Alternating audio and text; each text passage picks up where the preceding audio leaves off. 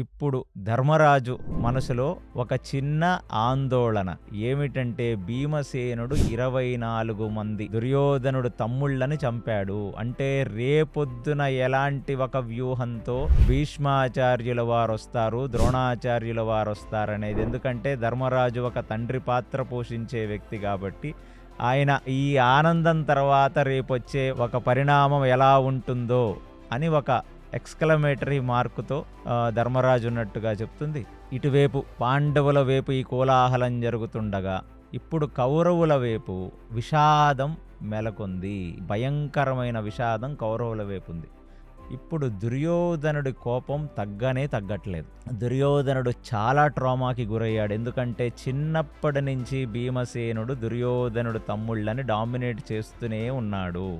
చిన్నప్పుడు అంటే చాలా చిన్న వయసులో ఒక 6-7 ఏళ్ల పిల్లవాడి టైం నుంచి కూడా తన తమ్ముళ్ళు వచ్చి దుర్యోధనుడికి చెప్పుకునేవాళ్ళు.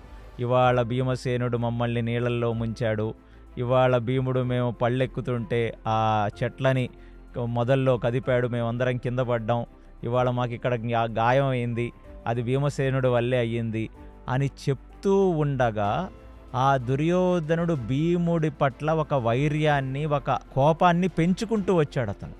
అలాంటిది 24 తమ్ముళ్ళు భీమసేనుడి చేతిలో మరణిస్తూ ఆ ఆర్తితో దుర్యోధనుణ్ణి హెల్ప్ కోసం చూస్తుండగా అతను ఏమీ చెయ్యలేకపోయిన ఒక తరుణాన్ని చూసి దుర్యోధనుడు జీర్ణించుకోలేకపోయాడు.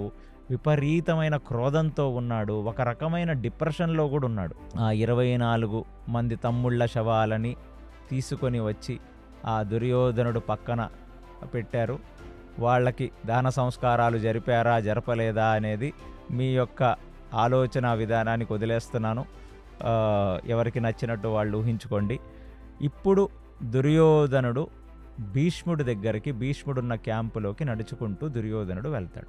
భీష్మ పితామహ రుద్రుణ్ణి ధ్యానం చేసి ప్రశాంతంగా కూర్చొని ఉంటే ఆ భీష్ముడు ఉన్న ఆ క్యాంపులోకి వెళ్తే అప్పుడు ఆ భీష్మ పితామహ దుర్యోధనుని చూచి, రావయ్యా దుర్యోధన, రామనోడా కూర్చో అనగానే భీష్ముడికి అర్థమైంది దుర్యోధనుడు మనసులో ఎంతో బాధ ఉంటుంది అని. భీష్ముణ్ణి చూచి దుర్యోధనుడు 24 మంది తమ్ముళ్ళ శవాలున్నాయి నా ముందు, వాళ్ళని ఇంత క్రూరంగా భీమసేనుడు కొట్టి నేను చూస్తుండగా చంపింది నా కళ్ళల్లో ఇంకా మెదులుతుంది అని ఆల్మోస్ట్ ఏడ్చినంత పని చేశాడు దుర్యోధనుడు.